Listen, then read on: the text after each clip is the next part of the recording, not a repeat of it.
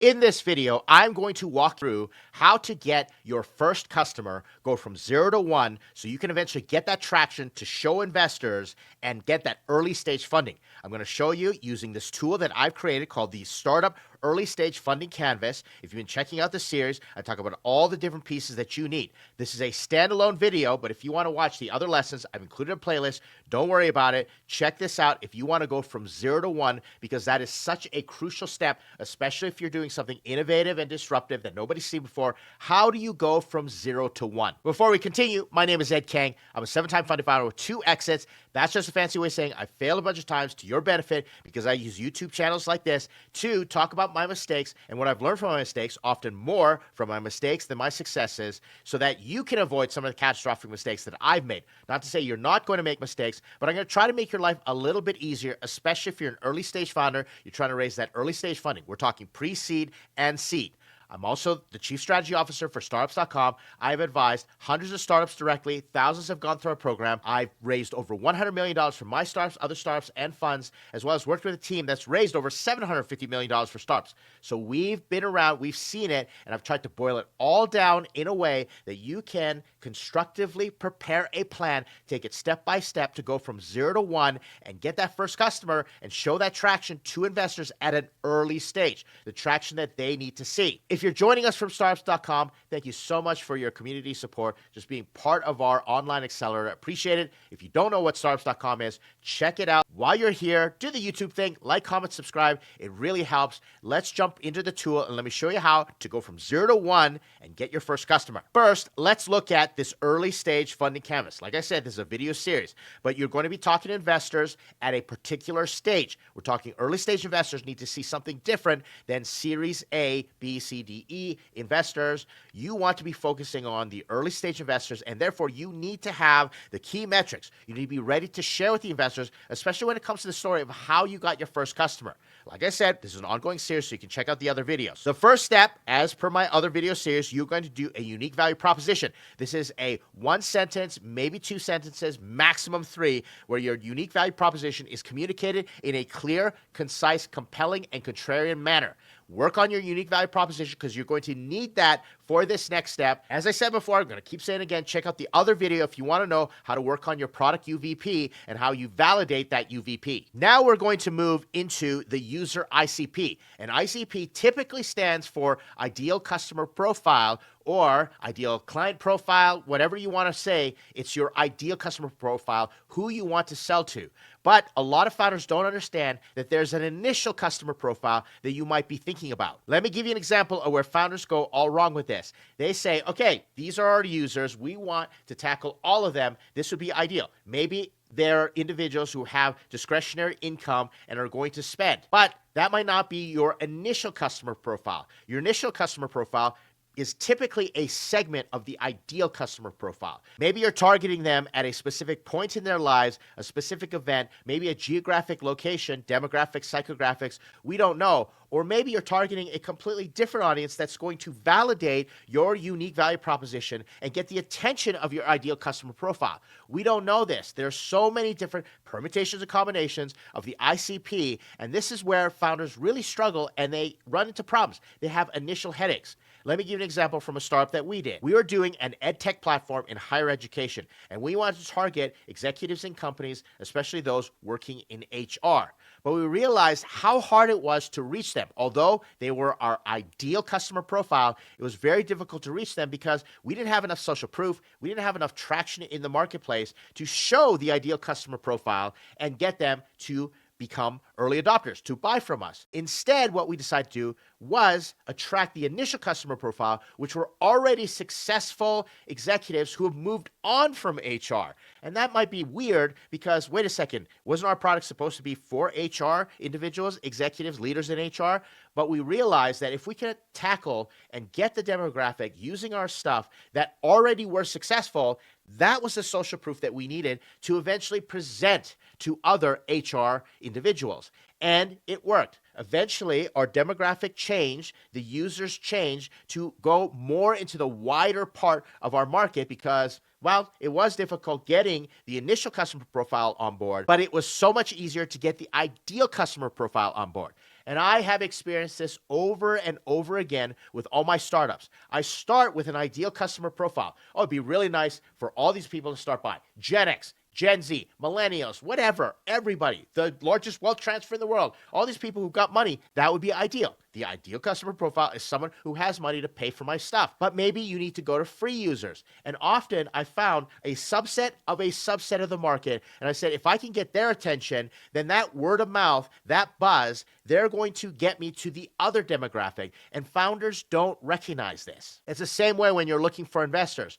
Yeah, you want to go to Y Combinator. You want Andreessen Horowitz, A16Z. You want Sequoia. You want all of them to pay attention to you. But until you can get that initial investor, that angel investor, to get you that momentum, a lot of those investors won't even talk to you. But it's especially more important to tell those investors that you have a great story, that you went and you figured out what your initial customer profile is. The ideal started here, but here's how we're reaching them with the initial customer profile. Here's a tool that I want to show you that illustrates the mistakes and how to approach this. And you might have seen this before. This is called the Innovation Adoption Curve, and it will really help you understand what you're trying to accomplish. Let's look at it from two market segments. The first is the early market, and that's where you want to be. And typically, founders focus on the mainstream market. They think, oh, I've done my TAM, Sam Som. My TAM is absolutely massive. It's worth billions of dollars because I'm going to go mainstream. And that's where they focus on. And yes, you need to eventually appeal to the mainstream market.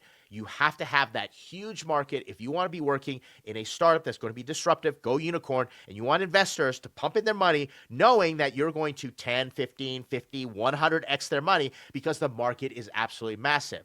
But where do you start? Let's look at how innovations get adopted. First, you've got your innovators. These are the 2.5%, and you as a startup founder fall into the innovator category. You need the innovators to say, you know what, I really want this type of product, or you know what, I really wish I had this type of solution. And that's where you are innovative. But there's a big problem with that because we will explain later that founders end up getting in their own head. The next segment is the early adopters, and these are the 13.5%. Let me give you a story, an example. The iPhone. I am not an early adopter of technology. You should not be trying to market to me if you've got new communication technology in that sense. Why? Because I'm not an early adopter. I am on my iPhone 12. I think that's what it is. And what are they on now? 16, 17, 18? I don't know. I had an iPhone X, an iPhone 10 for so many years while everybody was passing by and I was fine. I was not the person who would stand in line like some of my friends did for the first iPhone or the next version of the iPhone. Not interested. Look at the Apple Vision Pro. They just killed that project. But there were people who stood in line and waited, and there are people who pre-ordered. The Cybertruck. Those were the initial customer profile. Those are the early adopters that they wanted for the Cybertruck. So you see this happening in multiple industries, especially CPG, but it happens in SaaS, happens in all of the industries. The early adopters want to hear from the innovators, and that's where you get 13.5% of the market. It's not a big enough market, I understand, but this is how you start to get your solution. You start to disrupt behavior, introduce new types of changes of those behavior into the marketplace. Because after the early adopters, you have to cross this chasm, and that is very difficult. But let me tell you, if you get the innovators, you selling to the early adopters, and you can get that 13.5% and it's growing, an investor will give you money to cross the chasm because they're seeing the growth and they're saying, yeah, you just got to throw some more money at this and start adding features, start spreading yourself on social media, maybe some paid advertising, including your sales staff, whatever you need to do. If we know that the early adopters are raving about your product, they love it, they will talk to the next demographic, which is the early majority. And that's where investors get excited if they start to see the early majority bubble up because you're trying to cross that chasm. And they say, great, take my money because $1 in equals $5 out. And if we just keep doing that, we're going to hit the early majority. And then eventually what happens? Company gets the product market fit, tries to scale. You're going to go after the late majority. But look, that's 68% of the market right there. But you can't reach them until you get through your early adopters. Then you're going to go for your laggards, and that's when you're squeezing everything you can out of the market. And typically you're going to have to reinvigorate the company, or you've gone public and you're basically a utility or a commodity at that point in time. Doesn't matter. By that time, you're a billionaire, you're a unicorn, all that good stuff. Now take a look at this. Ideally, you want to hit the mainstream market. And I get that, and I totally acknowledge. And that's where founders start. They say, this is my ideal customer profile. But as you can see, it doesn't help you get to those early adopters. And that's the reason you want to get to the initial customer profile in the early market, the adopter. But as I said, there's a warning because you're an innovator. And what ends up happening is that innovators sit there and they think, man, I'm a great customer for my own product. So what happens is they start selling to themselves in their own mind, and they think, well, if I want it, then of course everybody else is going to want it without any validation. I have many founders come to me and say, Ed, I have $1 trillion idea and investors are not paying attention. And I say, great, who else has bought your stuff? No, this is a great idea. I would want to buy it. Of course it's going to be $1 trillion idea.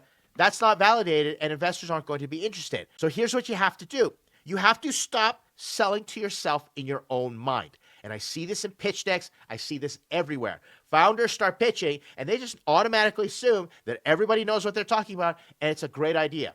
When they're pitching, they don't understand that the investor might not have any idea of what you're talking about, just wants a good opportunity in a big market solving a very acute and painful problem. Same thing happens when you're pitching customers and you're trying to get them. If you are talking to yourself and you've had months and months and months to think about it, you're at your coffee shop clicking away and thinking, man, I'm a genius. This is the best thing ever. This is the second coming of startups and solutions. I would totally want to buy it.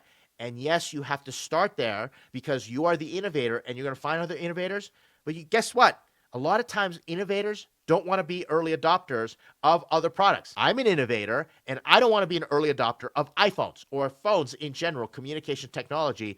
In fact, I buy refurbished stuff and I always wait till something is the second generation. So even though I'm an innovator, I am not the best early adopter for a certain segment and certain products, and you have to understand that.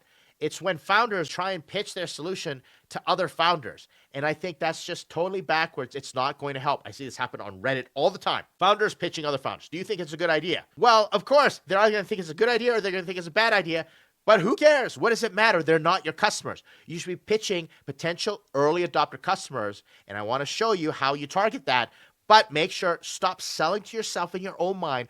Go out and talk to an actual, real human being. And let me pause here and say that human being you talk to should be a stranger. Of course, you are going to have people around you that want to early adopt because you're an innovator. And yes, get validation from them. But until you're willing to go talk to a stranger, do hand-to-hand combat founder-led sales, an investor is not going to be interested. If you tell them, yeah, my biggest client was my former boss, he loves me, we did a contract right away. In fact, I left that company to do this startup and they're my number one customer. That's a good story in terms of a launch, but investors going to be thinking, well, if that relationship goes away or you can't go sell to strangers, what am I putting my money into? You've got no go-to-market strategy. You're not going to show the traction. So how do you do this? Let me give you a simple exercise that you want to sit down and brainstorm yourself or get together with co-founders, with your advisor. If you're here with us at startups.com, I'm willing to have that conversation with you. The first question is going to be, what is their problem exactly? You have identified the initial customer profile and you're saying, great, I'm going to go look for the early adopters, but you need to have this conversation. You say, what is their problem exactly? And I use the word exactly crystal clear. I emphasize this because I see so many founders, they submit to me their applications for their pitch deck or for angel investment, and they can't really define the problem. But the founders who can tell me the story and walk them through and say, this is exactly what their problem is and why they have that problem to begin with, that's when I know the founder has done, you've done your homework and you understand your customer. And this is the reason I think it's so important to get on the front lines and get domain expertise, experiencing the problem firsthand, especially if it's a problem that you don't have direct experience with, or you need a larger audience or need different expertise than what you have to solve. Ideally, you're scratching your own itch as an innovator, but you're talking to other people and you're saying, do you have the same problem? What is it exactly? You tell me in your words what your problem is exactly. I send founders on this mission all the time. They might have a few customers, but they're not growing. I send them back to their customers and tell them, ask those customers, what was your problem and what is the exact problem that you thought we were going to solve for you? Because so many founders say, but Ed, we solved so many problems. They got this problem, this problem, this problem, and they chunk them all together when really the first customer is saying, no, I brought you in for this problem. All those other problems are icing on the cake. They're gravy, but I brought you in for this problem. This was what you said to me that made me say, I want to solve this problem. The next question you're going to ask is, when do they have it exactly? You want to make this time-based. Is it a certain time of the year? Is it after a specific event? Because you may be hitting those customers at the wrong time. I'll give you a story. One of our companies, we had to go reach CEOs, and we wanted CEOs to tell their HR departments to use our stuff. But we kept hitting CEOs at the wrong time. You know when we found the right time to hit them? As soon as a CEO started a new job. And there's this beautiful window of 30 days where CEO is allowed to bring in innovative ideas and wants to make an impact. That was the ideal time. It's not just the ideal and initial customer profile, but it's the ideal and initial time. And so if you can't answer that question, if you're not willing to take the time to understand when they have the problem, you're going to be missing out on a big chunk of information. After you ask the when question, it is the how question. How do they try to solve it? How do they normally go out? What consultants do they go? Where do they go in terms of being online? How do they try and solve it if, especially, they don't know your solution exists? You might have a completely new way of solving it, but how have they tried to solve it with the traditional solutions in the past? Understand that story. And how did they make those decisions? Did they put out an RFP? Did they go and scroll through the App Store? Did they read reviews? How do they solve the problem? And how do they make that decision? Understand the story. And as you can see by this point in time, you have not self-inserted your solution in this whatsoever. You are simply asking questions, doing customer discovery, which founders don't do enough, and idea validation by asking these questions. After the how question is the who else is involved.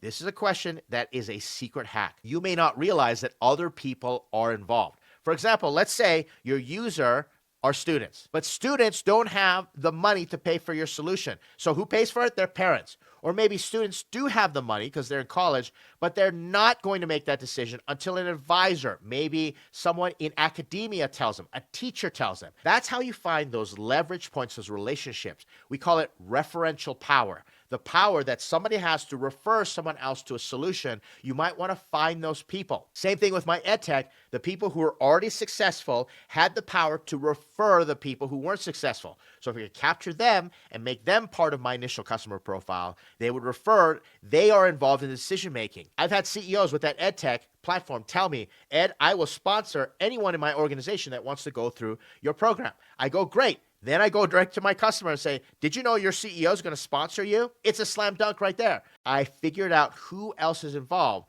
So what you want to do is you want to put your ideal customer profile right in the middle, and you want to think about who else has influenced that decision. And you might find out that the real decision maker is not the person that you thought it was. One more example. Grocery stores, CPG, going through the supermarket. Have you ever wondered the reason they put cartoon characters on cereal?